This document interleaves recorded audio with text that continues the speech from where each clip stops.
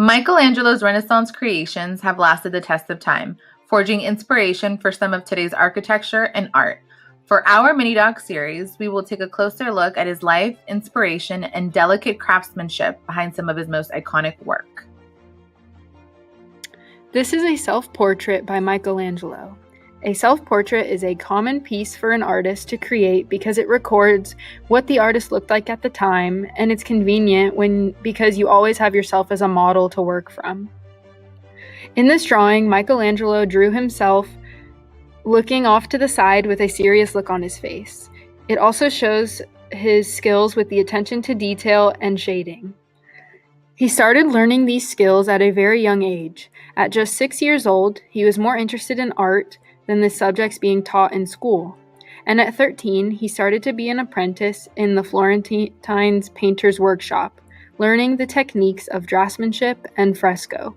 He later learned sculpture while working under the famous Medici family. Michelangelo was commissioned by French Cardinal Jean de Billiers in 1497 to create the Pietà for the St. Peter's Basilica located in the Vatican City in Rome. It took him nearly 2 years to complete the piece, and when he did so, it launched his career unlike any other artwork that he had done before. It's important to note that the Pietà Vesper build was an extremely popular subject in Northern Europe. It was traditionally made out of plaster, poplar, which is a northern temperate tree, paint, and gilt. It usually depicted Mary mourning the loss of her son after the crucifixion. Michelangelo's rendition of the Pietà was unique for various reasons. He depicted a young Mary displaying graceful acceptance to the loss of her son. He used Carrara marble instead of wood, and his attention to detail in the human anatomy clearly displayed his mastery in the medium. After overhearing viewers mistake his work for one of his contemporaries, Michelangelo placed his signature across Mary's chest, like we see here. This painting by Michelangelo is located in the Sistine Chapel, a place of beautiful depictions of heaven, angels, and the power of God. Before this painting, God was believed to be male and wise, of course, but he was never represented in such a soft but yet prominent way. When taking a closer look at God's clothing garments, he's dressed modestly, which gives him a truly down-to-earth feel to viewers, which is what the Renaissance captured. The Renaissance was an artistic and intellectual awakening, which is exactly what Michelangelo displayed in his bold depiction of God.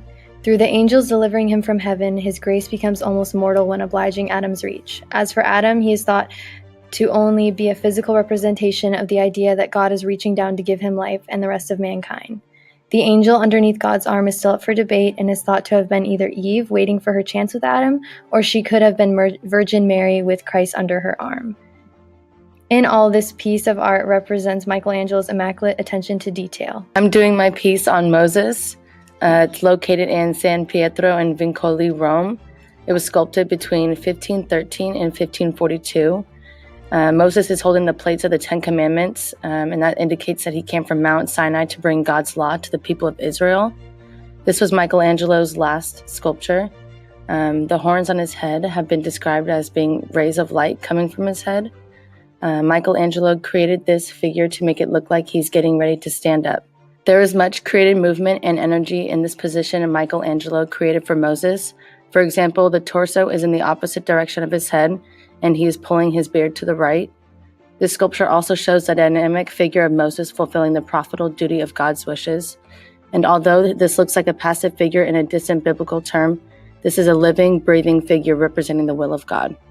The Last Judgment by Michelangelo is the second largest fresco and is located in the Sistine Chapel.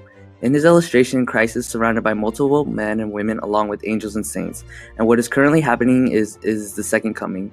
This is the time when people are seen to be judged, meaning they're either going to heaven above with Christ or being banished to hell. The route to look at this painting is to start at the bottom left corner. Here the angels are hoisting people up to join them in heaven, or they are being sent to hell, which is to the bottom right. One of the key highlights is to compare the people at heaven to those sent to hell. The people sent to hell are seen as nude, which is a symbol for their humiliation, while the ones above are mostly clothed. Michelangelo is able to express his own vision in this painting through extreme detail and chaos. This piece sends a message to people reminding them that they will be judged for their actions on earth, and a fun fact is that this piece was located at the west wall of the church, the direction people go on their way out of the church.